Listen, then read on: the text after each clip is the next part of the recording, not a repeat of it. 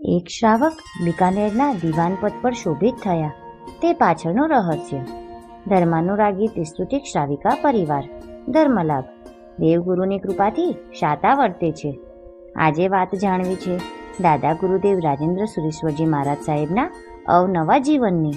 પરંતુ તે પૂર્વે હમણાં જ પૂજ્ય ચારિત્ર રત્ન વિજયજી મહારાજ સાહેબના સમાચાર અનોખી દ્વારા મળ્યા. પૂજ્યશ્રીએ ઇતિહાસની બાબતમાં કંઈક પ્રકાશ પાથર્યો અને કહ્યું કે પ્રથમ પ્રતિષ્ઠા દાદા ગુરુદેવે જાવરા નહીં પરંતુ જાલોરમાં કરાવી હતી. સંશોધન કરતા અને ઘણી શોધખોળ કરતા પ્રથમ પ્રતિષ્ઠા જાલોરની મળી આવી, પરંતુ તે માત્ર ધ્વજ પ્લસ દંડની પ્રતિષ્ઠા હતી એવા સ્પષ્ટ અક્ષર પણ મળ્યા.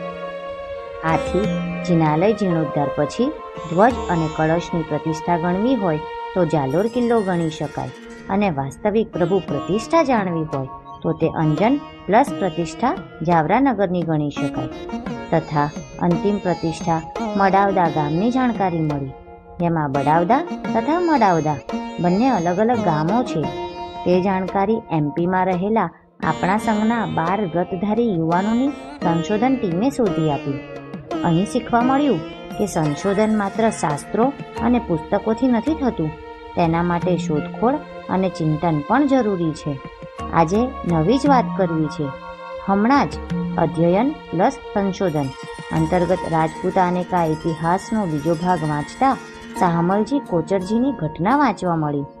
પૂજ્યપાદ દાદા ગુરુદેવ જ્યારે બિકાનેર રાજસ્થાન બિરાજમાન હતા ત્યારે એક શ્રાવક ગુરુદેવને વંદન કરવા આવ્યા અને અધ્યયનમાં મસ્ત વ્યસ્ત ગુરુદેવે અચાનક ઊંચે જોયું.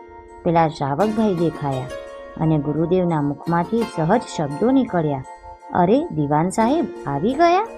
પેલો ભાઈ કહે, ગુરુદેવ હું ક્યાં દિવાન છું. ત્યારે ગુરુદેવે સહજ કહ્યું, નથી તો વાંધો નહીં, પરંતુ આ વૈશાખ સુદ પૂર્ણિમાના દિવસે તમે બિકાનેરના દિવાન પદ ઉપર આરૂઢ થશો. અને વાસ્તવિક દ્રષ્ટિએ એ જ ઘટના બની. વૈશાખ સુદ પૂનમના દિવસે એ સામાન્ય શ્રાવક બિકાનેરનો દિવાન બન્યો. ગુરુના વચન પથ્થરની લકીર કહેવાય તે તમે આ ઘટનાથી સમજી શક્યા હશો. આપણને આવા દાદા ગુરુદેવ મળ્યા છે તેનો આનંદ અનુભવજો.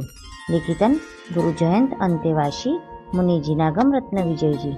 ચૈત્ર સુદ પૂનમ 2080 નવસારી દાદાવાડી. આપ સૌને ત્રિસ્તુતિક શ્રાવિકા પરિવારના જય જિનેન્દ્ર પ્રણામ.